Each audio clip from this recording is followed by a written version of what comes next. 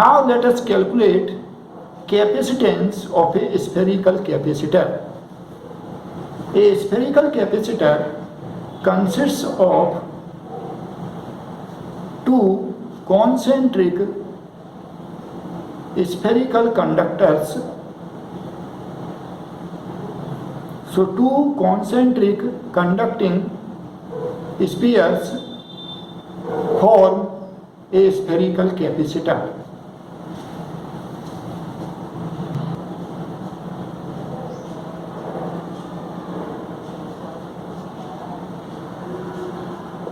A spherical capacitor.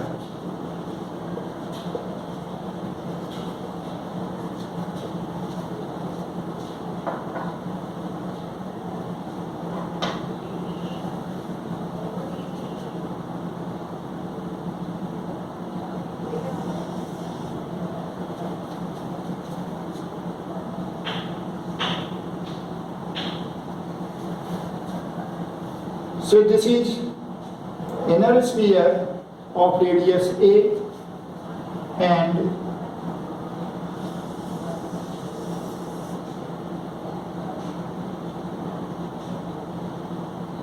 this is outer sphere of radius B. Of course, they are conducting spheres having common center O.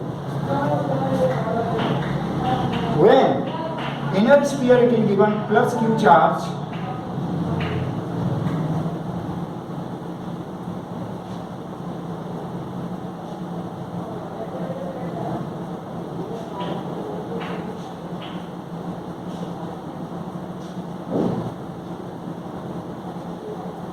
and outer sphere minus Q charge,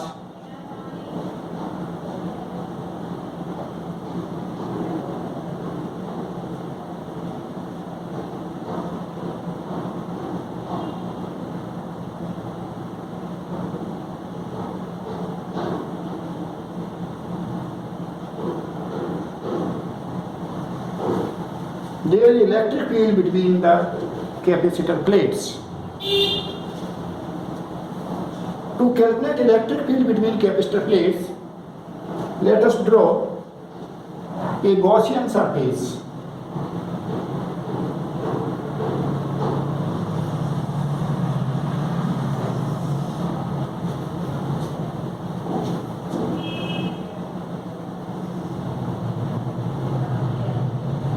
So radius of this Gaussian surface is small r.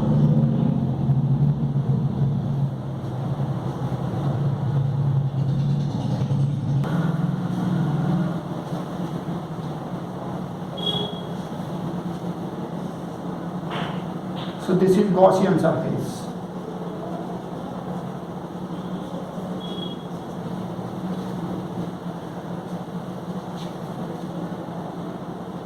Here at this point, electric field, it is radially outward, and if we consider a patch or area element around this point, then it is directed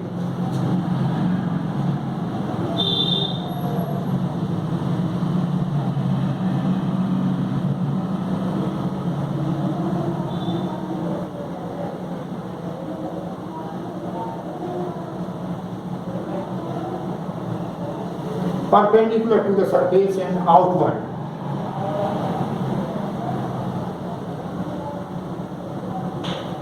So dA vector and E vector at each point they are in same direction. Electric flux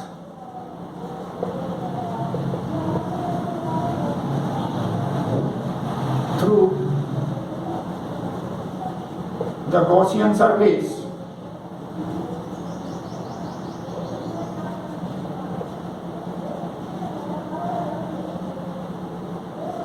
phi is equal to integration E dot dA. and you can see E and dA, they are in same direction. So E dA cos 0.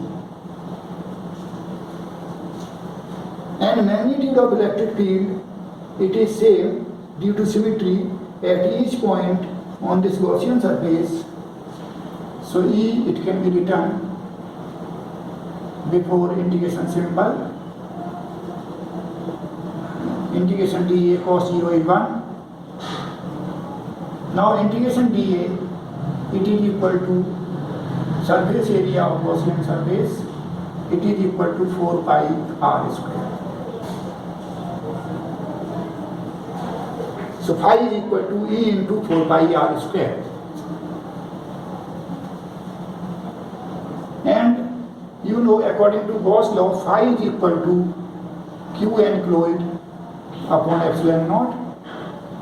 It is equal to E into 4 pi r square. Here you can see Gaussian surface, it enclosed plus Q charge. So Q enclosed is equal to plus Q. So we have Q upon epsilon naught is equal to E into 4 pi r square. And from here E is equal to 1 upon 4 pi epsilon naught Q upon r square. Now let us find potential difference between plates of the capacitor. So consider 2 points, say one point on this inner sphere, point I, and other point on outer sphere, say point F. And we take integration path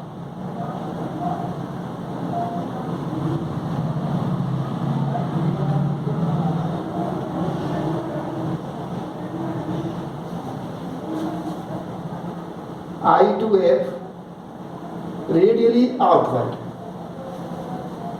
And you know potential difference Vf minus Vi, it is equal to minus integration E dot ds, limits I to F.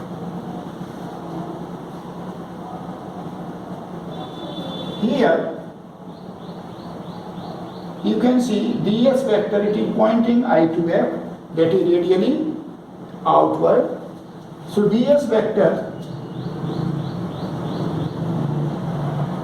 it can be replaced by dr vector.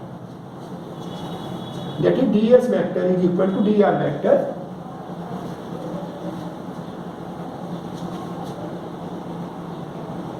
Moreover, you can see at each point ds vector, that is dr vector, it is radially outward, and electric field, it is also radially outward. E and dr vector, E vector and dr vector, they are in same direction. So we have E dr cos 0, which is 1.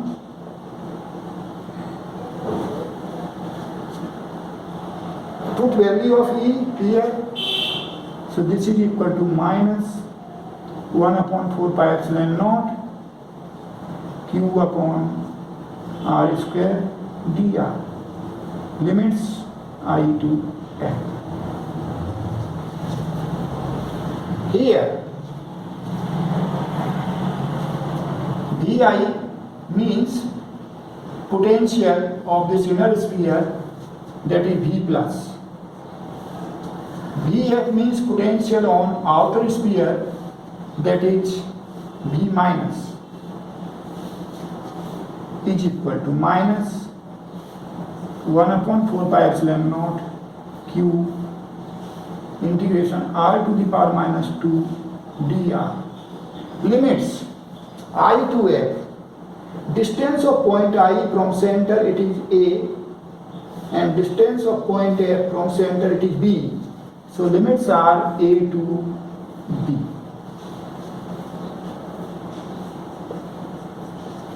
multiplies. You can multiply by minus sign on both sides. So v plus minus v minus is equal to 1 upon 4 pi epsilon naught q integration r to the power minus 2 dr. It is equal to r to the power minus 1 divided by minus 1. Limit a to b.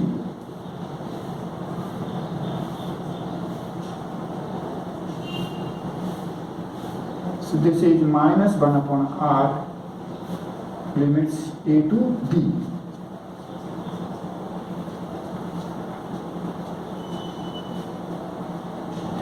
And here v plus minus v minus, this is the potential difference between plates of the capacitor denoted by v.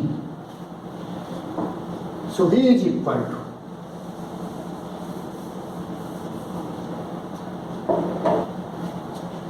v is equal to 1 upon 4 pi epsilon naught q.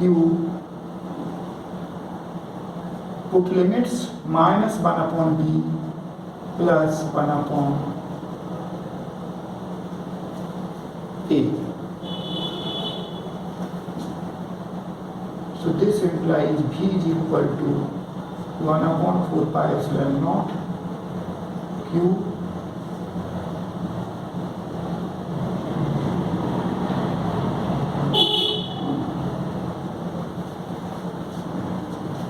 and from here you can find q upon v is equal to 4 pi epsilon naught b into a upon b minus a. And you know q upon v, this is capacitance of the capacitor. So c is equal to 4 pi epsilon naught ba upon b minus a.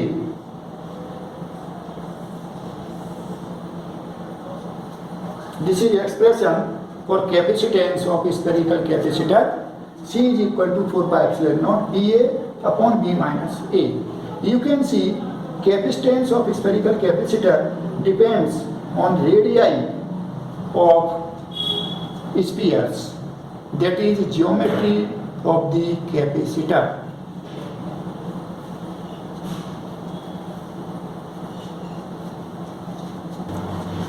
Now let us see capacitance of an isolated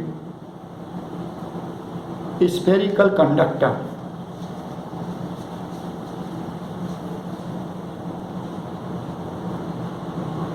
An isolated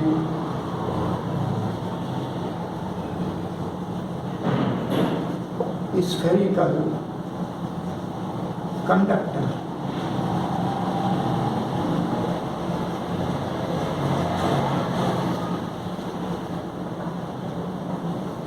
You have seen capacitance of a spherical capacitor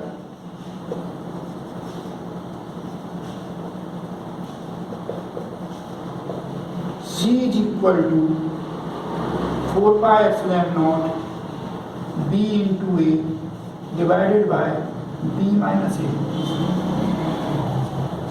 where B and A are radii of outer and inner spheres of the spherical capacitor.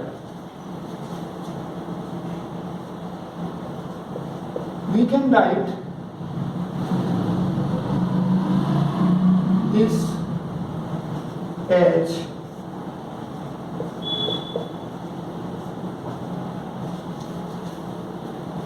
four pi epsilon naught BA divided by B in bracket 1 minus A upon B.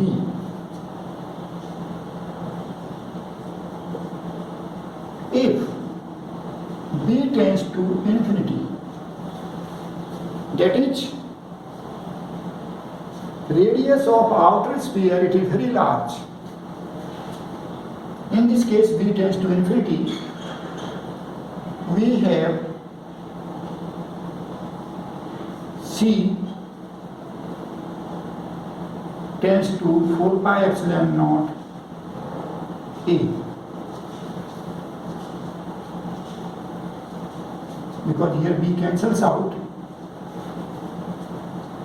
and when B tends to infinity, so this bracket it becomes equal to 1. B cancels out, so C tends to 4 pi epsilon naught A.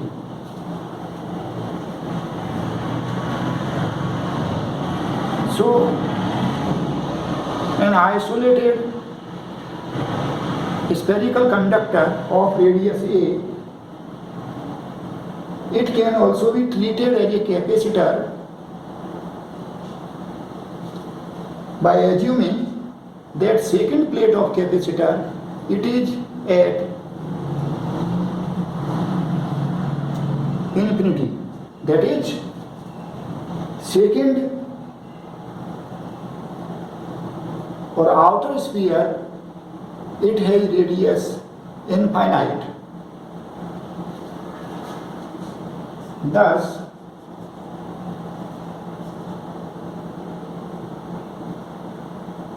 an isolated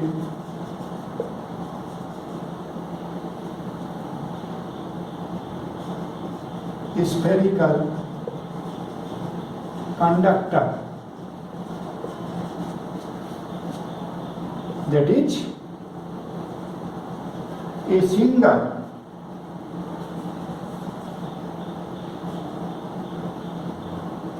conducting sphere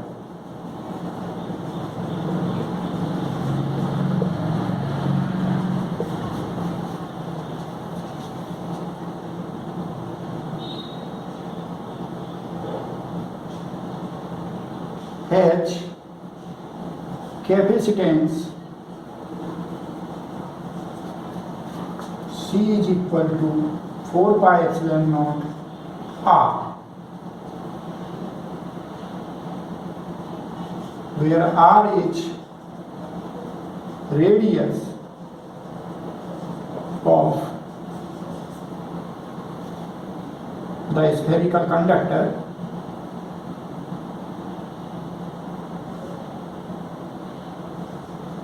or conducting sphere.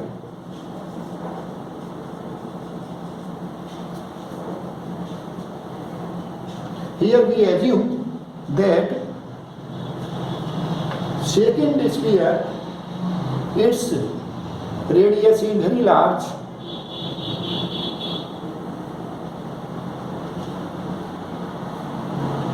you can see capacitance of a single sphere, spherical conductor, it is proportional to its radius.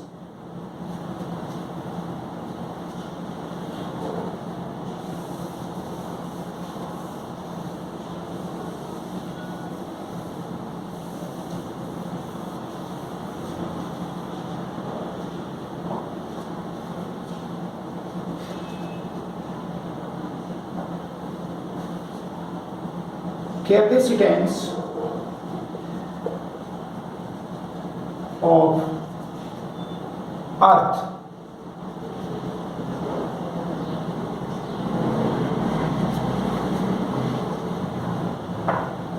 you know, Earth is a good conductor and approximately it is spherical in shape.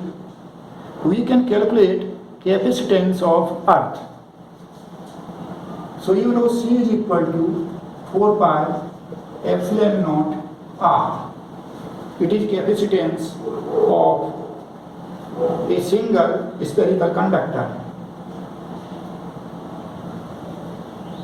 4 pi epsilon naught, it is equal to 1 upon 9 into 10 to the power 9, and radius of Earth, it is equal to 6400 into 10 to the power 3 meter.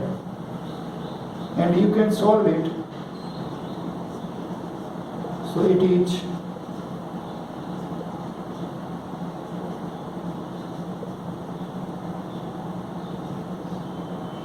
approximately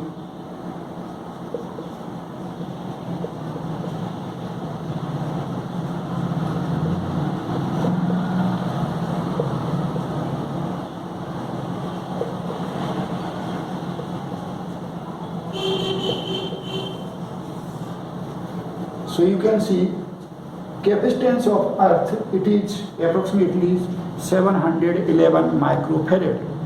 From here you can see how large 1 farad capacitance is. That is why we use some multiples of farad, microfarad, nanofarad, picofarad.